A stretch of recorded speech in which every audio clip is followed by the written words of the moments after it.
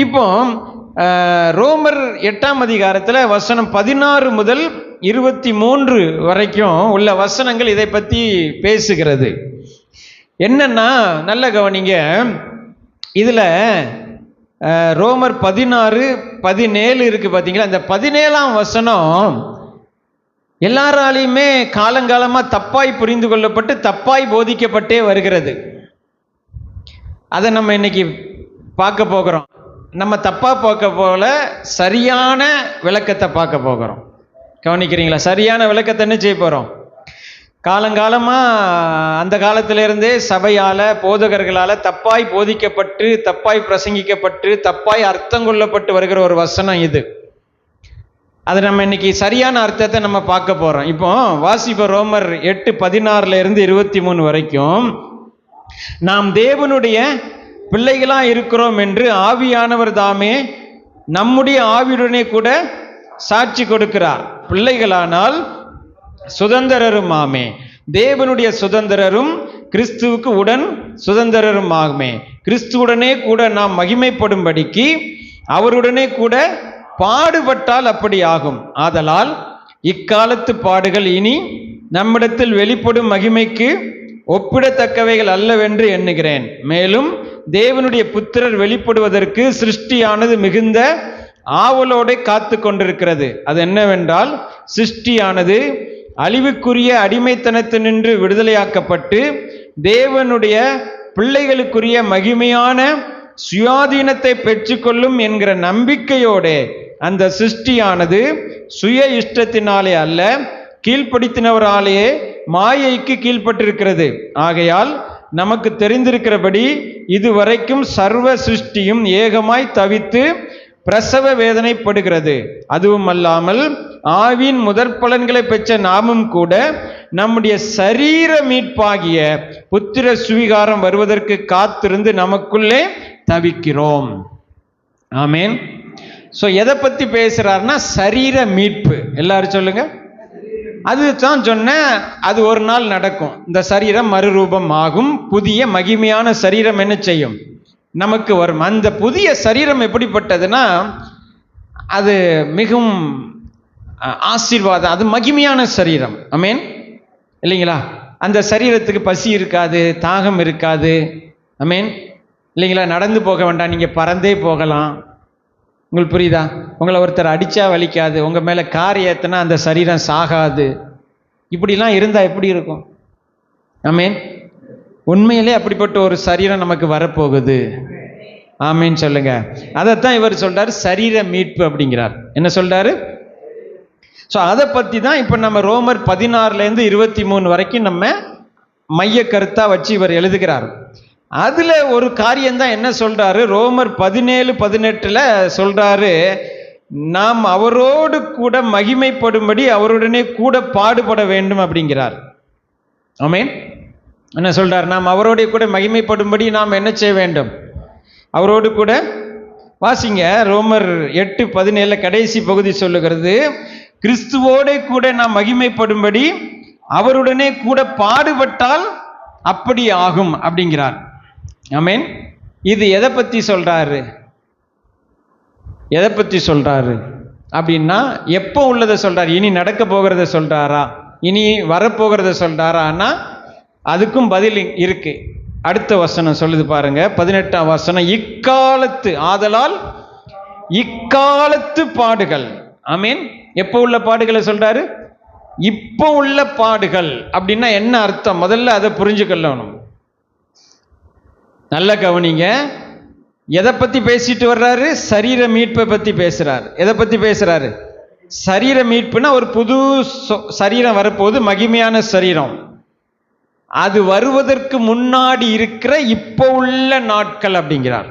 இக்காலத்து பாடுகள் நான் எடுத்தேன்னா, அந்த மகிமையான சரீரம் உங்களுக்கு வருவதற்கு முன்னாடி இப்போ உள்ள இக்காலத்து இந்த சரீரத்தில் நீங்கள் வாழ்கிற வாழ்க்கையின் நாட்கள்னு அர்த்தம். ஆமேன். உங்களுக்கு புரியுதா? அப்புறம் பாடுபட்டால் தான் அது ஆகும்னு சொல்லும்போது நிறைய பேர் என்ன சொல்றாங்கன்னா, தப்பா சொல்றாங்க. பாடுபட்டால்னா இப்போ நம்ம கஷ்டப்படுறது, கஞ்சிக்கு வழி இல்லாமல் அலையிறது, உடம்புல வியாதியோடு இருக்குது, இதெல்லாம் பற்றி பேசுகிறாங்க. ஒரே ஒரு சட்டை தாங்க வச்சுருக்கேன். ஒருத்தர் சொல்கிறாரு, நான் என்ன செஞ்சுருக்கேன், ஒரே ஒரு சட்டை தாங்க வச்சுருக்கிறேன், ஆமீன், கர்த்தருக்காக எல்லாத்தையும் விட்டுட்டேன். அப்புறம் சொல்கிறார் இந்த வசனத்தை, இக்காலத்து பாடுகள் இனி நம்மிடத்தில் வெளிப்படும் மகிமைக்கு என்ன இல்லை ஒப்பிடத்தக்கவைகள் என்று எண்ணுகிறேங்கிறார். இன்னொருத்தர் சொல்கிறார், என்ன, சாப்பிட்டுட்டு 4 நாள் ஆச்சுங்க, சாப்பிட்டு 4 நாள் ஆச்சு, வாழ்க்கையில் சரியா என்ன செய்யறது இல்லை, சாப்பிட்றதே இல்லை. கர்த்தர் என்னை ஊழியத்துக்கு அழைத்திருக்கிறார், கர்த்தர் என்னை சுவிசேஷம் சொல்ல அழைத்திருக்கிறார், இக்காலத்து பாடுகள் என்னை ஒன்றும் செய்ய முடியாது, நான் பசியாயிருந்தாலும் பட்டினியாயிருந்தாலும் சட்டை இல்லாமல் அலைஞ்சாலும் இந்த பாடுகளை அவரோடு கூட சகித்து என்ன செய்ய போகிறேன், எங்கே போக போகிறேன், மகிமைக்கு போக போகிறேன் அப்படிங்கிறார். இன்னொருத்தர் என்ன சொல்றாரு, அவர் உடம்புல ஏகப்பட்ட வியாதி எல்லாம் உண்டு, எல்லா வியாதியும் உள்ள இழுத்து வச்சுட்டு சொல்றாரு, ஆண்டவர் என்னை இந்த பாடுகளுக்கு உட்படுத்தியிருக்கிறார், ஏன் தெரியுமா, அவரோடு கூட ஒரு நாள் நான் மகிமை அடைவேன். பாடுபட்டாதானே மகிமை அடைய முடியும். ஆமேன், ஆமாவா இல்லைங்களா? அப்படிதான் பைபிள் சொல்றது, உண்மைதான். ஆனால் எந்த பாடுகள் நான் சொல்றேன், நல்லா கவனிங்க. இயேசுவோடு கூட நம்ம பாடுபடணும். யாரோடு கூட பாடுபடணும்? இயேசு என்னைக்கு வியாதியா இருந்தார் சொல்லுங்க? இயேசு என்னைக்கு வியாதியா இருந்தார்? இயேசு என்னைக்கு அவருக்கு வியாதி வந்துச்சு, தலைவலி வந்துச்சு, என்னைக்கு அவருக்கு கேன்சர் வந்துச்சு, என்னைக்கு அவருக்கு சுகர் வந்துச்சு, இயேசுவுக்கு என்னைக்கு எந்த வியாதி வந்து அவர் பாடுபட்டார்? இயேசு என்னைக்கு பசியும் பட்டினியும் சாப்பிட வழி இல்லாமல் அலைஞ்சு பாடுபட்டார்? ஏங்க, 5000 பேருக்கு சாப்பாடு போட்டவருங்க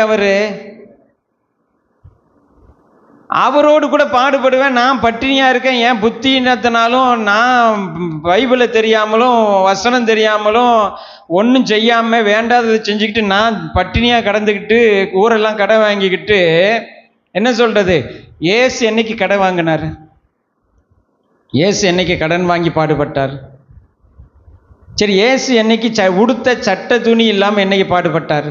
என்னைக்கு பாடுபட்டார் சொல்லுங்க? என்ன இயேசு அப்போ என்ன பாடுபட்டார்? அவரோடு கூட பாடுபட்டால் அவரோடு கூட ஆளுகை செய்வோன்னு சொல்லுதில்லை. ஆனால் இப்போ நம்ம இங்கே உள்ளவங்க, உலகத்தில் உள்ளவங்களாம் என்ன சொல்கிறாங்க? இப்படி பசியாக இருக்கிறது, பஞ்சமாக இருக்கிறது, சட்டை போடாமல் இருக்கிறது, தரித்திரமாக இருக்கிறது, வியாதியாக இருக்கிறது, இதெல்லாம் பாடு. இப்போ இயேசு என்னைக்கு அண்ணன் தம்பி சண்டை போட்டார்? சொத்துக்கு என்னைக்கு சண்டை போட்டார்? என்னைக்கு சண்டை போட்டார்? சண்டை போட்டாரா எங்கேயும்? இயேசு அவர் வீட்டில் என்னைக்காவது மாமியார் மருமகன் சண்டை நடந்துச்சா? நடக்கலை. இல்லை மாமனார் மருமகன் சண்டை நடந்துச்சா? இல்லை யாருக்கிட்டையாவது போய் இயேசு சொத்துக்கு பணத்துக்கு சண்டை போட்டு அந்த கஷ்டப்பட்டாரா? எந்த கோர்ட்டு வாசலில் ஏறி இறங்கி பாடுபட்டார்? எந்த இடத்துல போய் சர்ச்சை கட்டிட்டு அதுக்கு பிரச்சனை ஆயிட்டுன்னு போலீஸ் ஸ்டேஷன் போய் பாடுபட்டார்? சொல்லுங்க சொல்லுங்க. அப்போ அவரோடு கூட இதெல்லாம் செஞ்சுக்கிட்டு இதெல்லாம் இயேசுவோடு கூட நான் பாடுபடுதேன்னா அது தப்புங்க. அப்படி சொல்லலை. ஆமீன். அப்போ இயேசு என்ன பாடுபட்டார் அப்படிங்கிறத முதல் தெரிஞ்சுக்கொள்ளணும்னா இங்கே எதை பற்றி பேசுகிறார் அது முக்கியம். இங்கே எதை பற்றி பேசுகிறார்? சரீர மீட்பு. எல்லாரும் சொல்லுங்க. மகிமையான சரீரம் வரப்போகுது, இப்போ சாதாரண சரீரத்தில் இருக்கிறோம், அதை பற்றி பேசுகிறார். அதானே பொருள். அப்போ அதை வச்சு இயேசு என்ன பாடுபட்டார் அப்படின்னா நல்லா கவனிங்க. நமக்கு மகிமையான சரீரம் ஒரு நாள் வரப்போகுது, இப்போ சாதாரண சரீரத்தில் இருக்கிறோம். இயேசு ஏற்கனவே மகிமையில் இருந்து அவர் நமக்காக சாதாரண சரீரத்துக்கு வந்தார். ஆமீன் சொல்லுங்க. ஹல்லேலூயா. அவர் இயேசு ஏற்கனவே எதில் இருந்தார்? பரலோகத்தில் இருந்தார். பிதாவின் மடியில் இருக்கிற ஒரே பேரான குமாரன் என்று சொல்லப்படுகிறது அவரை பற்றி. ஆமீன் சொல்லுங்க. வார்த்தையாகிய தேவன் என்று அவரை பற்றி சொல்லப்பட்டிருக்கிறது. ரூபம் இல்லாத தேவன் என்று சொல்லப்பட்டிருக்கிறது. அந்த தேவன், அந்த வார்த்தை மாம்சமாகி அப்படின்னு தான் பைபிள் சொல்லுது. ஆமீன் சொல்லுங்க. அப்புறம் 1 தீமோத்தி 3:16 சொல்லுகிறது, தேவன் மாம்சத்தில் வெளிப்பட்டார். தேவன் எதில் வெளிப்பட்டார்? அப்போ ஒரு மாம்சத்தில் வருவதற்கு முன்னாடி, இந்த அற்பமான சரீரத்தில் வருவதற்கு முன்னாடியே அவர் எதில் தான் இருந்தார்? மகிமையில் இருந்தார். ஆமென். பரலோகத்தில் இருந்தார். அங்கே அவருக்கு என்ன கிடையாது? மகிமையில் இருந்தார். பரலோகத்தில் இருந்தார்னா அவருக்கு அங்கே என்ன இருந்திருக்காது? பரலோகத்தில் என்ன கிடையாது? அங்கே கண்ணீர் இல்லை, அங்கே பசி இல்லை, அங்கே தாகம் இல்லை, ஒன்றுமே கிடையாது. ஆனால் அவர் அந்த மகிமையான அதை விட்டுட்டு எங்க வந்தாரு? உங்களை போல என்னை போல எங்க வந்தாரு சொல்லுங்க? சாதாரண இடத்துக்கு வந்தார். ஆமீன் சொல்லுங்க. அப்போ நல்ல கவனிங்க, அது அவருக்கு பாடா இல்லையா? அது அவருக்கு பாடா இல்லையா? என்ன உங்களுக்கு புரியல? நான் இப்போ சொல்றேன் கேளுங்க. டெய்லி உங்களை ஒரு இடத்துக்கு கூட்டு போகிறோம், ஏசி கார்லேயே கூட்டு போயிட்டு ஏசி கார்லேயே இறங்கிட்டு வர்றீங்க. அடுத்த நாள் அதே இடத்துக்கு நீங்கள் நடந்து போகணும், வெயிலில் நடந்து போகணும். இப்போ ஏசி காரில் எதில் நடந்து போகணும்? வெயிலில் நடந்து போகணும். உங்களுக்கு அது எப்படி இருக்கும்? கஷ்டமாக இருக்குமா இல்லையா? ஆனால் டெய்லி ஒருத்தன் நடந்தே போகிறான், அவனுக்கு அது எப்படி இருக்காது? அது அவனுக்கு பழகிட்டு, அவனுக்கு அது என்ன இருக்காது? கஷ்டமாக இருக்காது. ஆனால் டெய்லி ஏசி காரில் போயிட்டு ஒரு 10 கிலோமீட்டர் காரில் போயிட்டு அதே மனுஷன் இறங்கி நடந்து பஸ்ஸு பிடிச்சி போகிறான்னு அவனுக்கு அது எப்படி ஆயிரும்? பாடாக மாறிவிடும். அவனுக்கு அது எப்படி மாறிவிடும்? பாடாக என்ன செய்து விடும்? மாறிவிடும். அப்போ நல்ல கவனிங்க, இயேசு என்ன பாடுபட்டாருங்கிறத நான் உங்களுக்கு சொல்கிறேன். அவர் தன்னுடைய எல்லா சுகத்தை விட்டு, எல்லா மகிமையும் விட்டு, எல்லா கனத்தையும் விட்டு உங்களை போல என்னை போல இந்த சாதாரண சரீரத்தில் வந்து அவர் சுகத்தோட, பலத்தோட, ஆரோக்கியத்தோட, வெற்றியோட வாழ்வதே அவருக்கு பாடுதான். உங்களுக்கு புரியுதா? அவர் எப்படி தான் வாழ்ந்தாரு? சுகத்தோட, பலத்தோட, ஆரோக்கியத்தோட, வெற்றியோட தான் வாழ்ந்தார். ஆமேன்னு சொல்லுங்க. ஆனா அதுவுமே அவருக்கு என்னதான்? அதுவுமே அவருக்கு என்னதாங்க? பாடுதாங்க. ஆமாவா இல்லைங்களா? ஆமேன்னு சொல்லுங்க. ஆனா இப்ப நம்ம எப்படி அவரோடு பாடுபட போறோம்? அதான் விஷயம். ஆமேன்னு சொல்லுங்க. நம்ம எப்படி அவரோடு பாடுபட போகிறோம்னா, பைபிள் என்ன சொல்லுது? இங்க எதை பத்தி பார்த்து வருகிறோம்? சரீர மீட்பு, மகிமையான சரீரம். அதானே? ஆமேன். மகிமையான சரீரம் அப்படின்னா நல்ல கவனிங்க, ரொம்ப முக்கியமானது. ஆமேன். ரொம்ப முக்கியமானது என்ன அப்படின்னா, இப்போ நமக்கு ஆண்டவர் இயேசுவை ஏற்றுக்கொண்ட மறுபடியும் பிறந்த எல்லா தேவ பிள்ளைகளுக்கும் என்ன சொல்றாருன்னா, ஆவியானவர் 16ஆம் வசனம், அதான் 16ஆம் வசனம் ரொம்ப முக்கியமானது. 16ஆம் வசனம் மறுபடியும் வாசிப்போம். நாம் தேவனுடைய பிள்ளைகளா இருக்கிறோம் என்று ஆவியானவர் தாமே நம்முடைய ஆவியுடனே கூட என்ன செய்கிறார்? இப்போ மறுபடியும் பிறந்த ஒருவருக்குள்ள யார் இருக்கிறா? பரிசுத்த ஆவியானவர் இருக்கிறார். இருந்து அவர் என்ன செய்கிறாரு? கூட சாட்சி கொடுத்து பேசிட்டே வர்றார், நீங்க தேவ பிள்ளைகள். நீங்க யாரு? மாத்திரமா சொல்றார், அடுத்து சொல்றாரு பாருங்க, அதான் முக்கியம். அடுத்து என்ன சொல்றாரு? 27, நாம் பிள்ளைகளானால் சுதந்திரருமாமே தேவனுடைய அப்படின்னு சொல்லிட்டு வர்றாரு. ஆவியானவர் கூட இருந்து என்ன சொல்லிட்டே வர்றாரு? நீங்க இப்ப யாரு தெரியுமா? தேவனை போல இருக்கிற தேவனுடைய பிள்ளை. அது மாத்திரமல்ல, நீங்க தேவனுடைய சுதந்திரவாளிகள், வாரிசுதாரர். அவருக்குள்ள ஆசீர்வாதம்லாம் உங்களுக்குரியது. ஆமேன்னு சொல்லுங்க. பரலோகம் உங்களுக்குரியது, மகிமையான சரீரம் உங்களுக்குரியது. அந்த பரலோகம் எப்படிப்பட்டது? அந்த மேன்மை எப்படிப்பட்டது? அந்த பரலோகம் தங்க ரதமாக, தங்க வீதியாக இருக்கிறது. ஆமீன். இப்படியெல்லாம் அவர் தேவனுடைய எல்லா நன்மைகளும் ஆசீர்வாதங்களும் உங்களுக்குரியது, உங்களுக்குரியது அப்படின்னு சொல்லிட்டு வரும்போது அதுல ஒண்ணுதான், அந்த ஆசீர்வாதத்துல ஒண்ணுதான் மகிமையான சரீரம். ஆமீன் சொல்லுங்க. அதுல ஒண்ணுதான் சுதந்திரிக்க போகிற ஒரு ஆசீர்வாதத்துல என்னது? ஒரு சுதந்திரம் என்னது?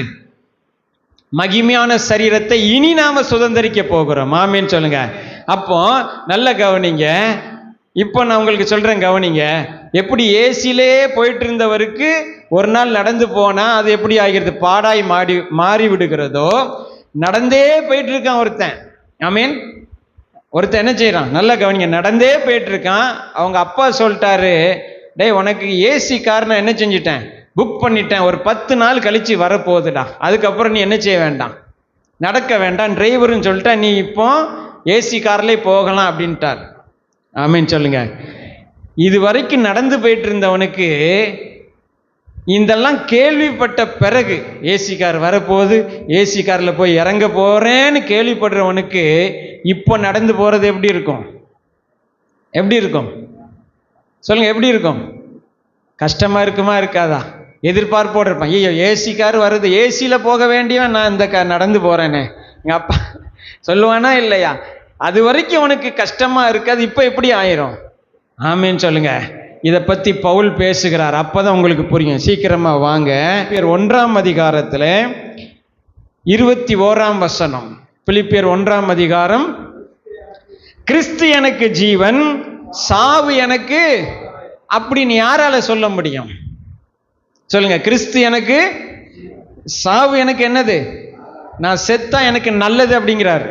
உங்களுக்கு புரியுதா? நான் செத்தா எனக்கு என்னது அப்படின்னு யாரால சொல்ல முடியுமானால் நல்லா கவனிங்க. அதான் நான் சொன்னேன், நடந்தே போயிட்டு இருக்கவனுக்கு ஏசி கார் வரப்போகுதுன்னு தெரிஞ்சிட்டு, ஆமீன், அது வரணும்னா 2 காரியம் நடக்கணும். ஒன்று இயேசு வரணும், அல்லது நாம சாகணும். எது வரணும்னா? சரீர மீட்பு வரணும்னா. ஆமீன். இந்த 2ல் 1 நடக்கணும். ஆமீன் சொல்லுங்க. ஆமீன். அவர் சொல்றாரு இயேசு வருவாருங்க, அது எனக்கு தெரியும். ஆமீன். அவர் வராட்டாலும் இப்போ நான் ஊழியம் செய்கிறேன், என்ன நிறைய பேர் கொல்ல பார்க்குறான். கொன்னா ரொம்ப சந்தோஷம், எனக்கு என்ன வந்துடும்? புது சரீரம் வந்துடும். ஆமீன் சொல்லுங்க. அல்லேலூயா. பரலோகம் வந்துடும், நான் அவரோட கூட போயிடுவேன். ஆமீன். அது எனக்கு என்னது? அது என்னது? ஆதாயம். அப்படின்னா அப்போ இது என்னது? சாவு எனக்கு ஆதாயம்னா இப்போ வாழ்க்கை எனக்கு என்னது? சொல்லுங்க. சாவு எனக்கு ஆதாயம்னு ஒருத்தர் சொல்றாருன்னா வாழ்க்கை அவருக்கு என்னது? நஷ்டம் தானே அர்த்தம். எங்க சாவு எனக்கு லாபங்கிறாரு, அப்போ வாழ்றது எனக்கு என்னது? எத்தனை நாள் நாங்கள் இருக்கிறனோ, அவர் என்ன சொல்றாருன்னா, எத்தனை நாள் நாங்கள் இருக்கிறோனோ அத்தனை நாள் நான் பரலோகத்திலிருந்து குறைந்த என் நாட்கள் குறைக்கப்படுகிறது அப்படிங்கிறார். ஆமீன். நான் 10 நாளைக்கு அப்புறம் பரலோகத்துக்கு போகிறேன் அப்படின்னு சொல்லிட்டாங்கன்னா 10 நாளை எண்ணிக்கிட்டே இருப்பேன். ஆமீன். பரலோகம் போக 10 நாள், பரலோகம் போக 9 நாள், பரலோகம் போக 8 நாள். ஆமீன். ஆமீன். அப்போ எனக்கு இங்கே இருக்கிற நாட்கள் எனக்கு எப்படி இருக்கும்? கஷ்டமா இருக்குமா இருக்காதா? சொல்லுங்க. கஷ்டமா இருக்கமா இருக்காதா? அதான் சொல்றாரு, கிறிஸ்து எனக்கு ஜீவன், சாவு எனக்கு. ஆனால் இப்ப அடுத்துதான் வருது விஷயம். அதான் விஷயம். ஹல்லேலூயா. ஆமீன். அடுத்து வர்றது பாருங்க, அதுதான் ஒவ்வொரு தேவ பிள்ளைகளுக்குரிய செய்தி, நற்செய்தி. ஆமீன். அடுத்து என்ன சொல்றாரு? ஆகிலும் நான் சரீரத்தில் பிழைத்திருக்கிறதுனாலே என் கிரியைக்கு என்ன உண்டு? பலன் உண்டாயிருப்பதினால் நான் தெரிந்து கொள்ள வேண்டியது இன்னதென்று அறியேன். ஆமீன் சொல்லுங்க. எல்லாரும் சொல்லுங்க. நான் இந்த சரீரத்தில் இருப்பதினாலே, ஆமீன், பலன் உண்டு, பிரயோஜனம் உண்டு. நான் இந்த சரீரத்தில் இருப்பதினாலே. அப்ப நான் இவர் யாரை சொல்றாரு? சரீரத்தை சொல்லல, உள்ள இருக்க மனுஷனை சொல்றாரு. உள்ள இருக்கிற இந்த உள்ளான மனுஷன் இந்த சரீரத்தில் இருப்பதினாலே என் வீட்டாருக்கு பிரயோஜனம், என் ஊருக்கு பிரயோஜனம், இந்த சமுதாயத்துக்கு பிரயோஜனம், ரட்சிக்கப்படாதவர்களுக்கு பிரயோஜனம். நான் உள்ளளவும் சுவிசேஷத்தை அறிவிப்பேன். இந்த சரீரத்தில் தங்கியிருந்து இந்த உள்ளான மனுஷன் இருக்கிற வல்லமையை பயன்படுத்தி கிறிஸ்துவின் ராஜ்யத்தை ஸ்தாபிப்பேன். அதுதான் எனக்கு ஆசை. ஆமென் சொல்லுங்க. அதனால இந்த சரீரத்தில் வாழ்ந்து இந்த சரீரத்தில் என்ன செய்ய போறேன்? கிறிஸ்து எப்படி இந்த சரீரத்தில் வாழ்ந்து பாடுகளை சகித்து, ஆமென், அவர் கிறிஸ்து எப்படி பாடுகளை சகித்து, அவர் எப்படி ஆவியின் வல்லமையோடு தேவ ராஜ்யத்தை ஸ்தாபித்து வியாதிகளை குணமாக்கி சபைகளை ஸ்தாபித்து சீசர்களை எழுப்பி அப்போஸ்தலர்களை ஏற்படுத்தி இந்த உலகத்திலே அவர் ஒரு பெரிய மாற்றத்தை கொண்டு வந்தாரோ, ஆமென் சொல்லுங்க. அது போல நானும் இந்த அற்பமான சரீரத்தில் நான் வாழ்ந்து இந்த உலகத்திலே, இந்த உலகத்துக்கு நான் கிறிஸ்துவின் ராஜ்யத்துக்கு நான் பிரயோஜனமாய் இருப்பேன். ஆமென் சொல்லுங்க. ஹல்லேலூயா. அதைத்தான் சொல்றாரு 23ஆம் வசனத்துல பாருங்க. ஏனெனில் நான் இவ்விரண்டிலும் நான் நெருக்கப்படுகிறேன், தேகத்தை விட்டு பிரிந்து கிறிஸ்துவுடனே கூட இருக்க எனக்கு ஆசை உண்டு, அது அதிக நன்மையா இருக்கும். ஆமென். அது எப்படி இருக்கும்? அது அதிக நன்மையா இருக்கும். அடுத்து சொல்றாரு, அப்படி இருந்தும் நான் சரீரத்தில் தரித்திருப்பது உங்களுக்கு அதிக அவசியம். இந்த அவசியத்தோடு தான் நான் இந்த உலக வாழ்க்கையை வாழ்கிறேன். ஆமென் சொல்லுங்க. சரீரத்தை விட்டு நான் போயிட்டேன்னா இந்த உலகத்துல நான் ஒன்று செய்ய முடியாது. ஆகவே எனக்கென்று தேவன் நியமிக்கப்பட்ட ஓட்டத்தை நான் சந்தோஷமாய் ஓடுகிறேன், என் ஊழியத்தை நிறைவேற்றவே நான் விரும்புகிறேன் என்று அப்போஸ்தலனாகிய பவுல் அதை பற்றி தான் பேசுகிறார். ஆகவே அருமையான தேவ பிள்ளைகளே, இதுவே உங்களுடைய என்னுடைய ஒவ்வொருடைய நோக்கமாய் இருக்க வேண்டும். அதுதான் பவுல் சொல்றாரு. எப்படி இயேசு கிறிஸ்து அந்த பரலோகத்தை விட்டு, அந்த மேன்மையை விட்டு இந்த உலகத்தில் வந்து மனிதர்களைப் போலவே இந்த அற்பமான மாம்சத்தில் அல்ல புல்லை போல பூவை போல ஒளிந்து போகிற ஒரு சரீரத்துக்குள்ள இயேசு வசித்து அவர் எப்படி இந்த உலகத்தில் ஆளுகை செய்தாரோ, இல்லைங்களா? அவர் இந்த மாம்சத்தில் வசித்து பாடுபட்டார் என்பது அந்த பாடு என்பது பசியாக இருப்பது, வியாதியாக இருப்பது, அல்லது எதிரிகளால் வந்த உபத்திரவம், ஊழியத்து நிமித்தம் வந்த உபத்திரவம், அதை பற்றி சொல்லலை. அவருக்கு பாடுகள் என்று சொல்லப்படுகிறதே என்னன்னா, அந்த மேன்மையான வாழ்க்கையை விட்டு, பரலோகத்தை விட்டு இந்த சரீரத்தில் இருப்பதே, இன்னும் சொல்ல போனால் பிதாவை விட்டு இந்த உலகத்தில் பிரிந்து வாழ்வதே. அதை தான் பவுல் சொல்றாரு. ஏன்னா பவுல் என்ன சொல்றாருன்னா, இந்த சரீரத்தை விட்டு கிறிஸ்துவோடு கூட நான் இருப்பது எனக்கு ரொம்ப பிரியம், அதைத்தான் நான் விரும்புகிறேன், இந்த சரீரத்தை விட்டு சீக்கிரம் போகணும்னு நினைக்கிறேன் அப்படிங்கிறாரு. அப்போ அது மாதிரி தான் ஆண்டவர் இயேசு கிறிஸ்துவும் பரலோகத்தை விட்டுட்டு இங்கே வந்திருக்கிறாரு இல்லைங்களா?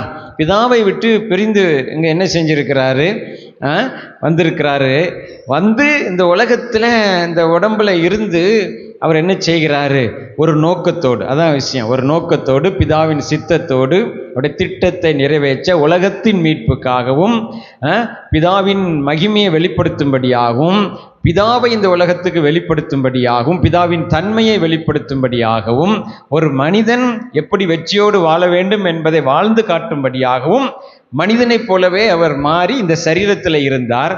அந்த சரீரத்தில் அவர் வாழ்வதே அவருக்கு எப்படி இருக்கிறது அப்படின்னா, டவுன்கிரேடு வாழ்க்கை அல்ல. அதாவது என்ன அப்படின்னா, அவருக்கு அது மேலே இருந்து கீழே இறங்கின ஒரு வாழ்க்கை முறை தானே இல்லையா? ஆண்டவர் இயேசு கிறிஸ்துவுக்கு பாடுன்னு இங்கே என்ன சொல்லப்பட்டிருக்கிறது அப்படின்னு சொன்னால், அந்த மேன்மையை விட்டு கீழே இறங்கி இந்த சரீரத்தில் இருப்பதே அவருக்கு எப்படிப்பட்டது தான்? ஒரு பாடு போன்றது தான். அது போலத்தான் இப்போ உள்ள விசுவாசிகளுக்கும் பவுலும் சொல்கிறாரு, இந்த சரீரத்தில் நம்ம இருக்கிறதே நமக்கு இப்போ எப்படி ஆயிடுச்சு? வெறுப்பாக ஆயிடுச்சு. சீக்கிரம் பரலோகம் போக மாட்டோமா? மறுரூபமாக மாட்டோமா? சரீர மீட்பு வந்துடுறதா அப்படிங்கிறாரு. அப்போ அந்த நினைப்பும், அந்த எண்ணமும், அந்த ஏக்கமும், தவிப்புமே அவர்களுக்கு எதாய் மாறிவிடுகிறது? பாடுகளாய் மாறிவிடுகிறது. சரிங்களா? அதைத்தான் இங்கே பாடுன்னு சொல்லப்பட்டிருக்கிறது. இந்த பாடைத்தான் இயேசுவும் பட்டார். ஆனால் அந்த பாடுபட்டார் அப்படின்னு சொல்லும்போது அது ஏன் பட்டார்னா, ஆளுகை செய்வதற்கு. இந்த சரீரத்தில் இருந்து இந்த உலகத்தில் தேவன் என்ன சொல்லுகிறாரோ, என் பிதா என்ன சொல்லுகிறாரோ அதை செய்வேன், பிதா என்ன பேசுகிறாரோ அதை நான் பேசுவேன், பிதா என்ன செய்ய சொல்லுகிறாரோ அதை செய்வேன், நான் என்ன காண்கிறேனோ அதை செய்வேன்னு சொல்லி அதை செய்து ஒரு வெற்றி வாழ்க்கையை வாழ்ந்து இந்த உலகத்தில் மக்களை மீட்கிற பிதாவின் திட்டத்தை அவர் என்ன செய்தார். அதுதான் பாருங்க நாமும் செய்ய வேண்டியது. இந்த சரீரத்தில் இருந்து பிதா எனக்கு என்ன செய்ய சொல்லுகிறாரோ, பிதா என்னை என்ன பேச சொல்லுகிறாரோ, தேவன் என்னை எப்படி வாழ வழி நடத்துகிறாரோ அப்படிங்கிறத நாம் ஒவ்வொரு நாளும் அறிந்து இந்த சரீரத்தில் இருந்து நாம் இந்த உலகத்தில் ஆளுகை செய்கிறவர்களாக இருக்க வேண்டும். அதைத்தான் பவுல் எழுதுகிறாரு. நாம் அவரோடு கூட பாடுகளை சகித்தால் அவரோடு கூட என்ன செய்வோம்? ஆளுகையும் நாம் என்ன செய்வோம் என்று அவர் சொல்லுகிறார்.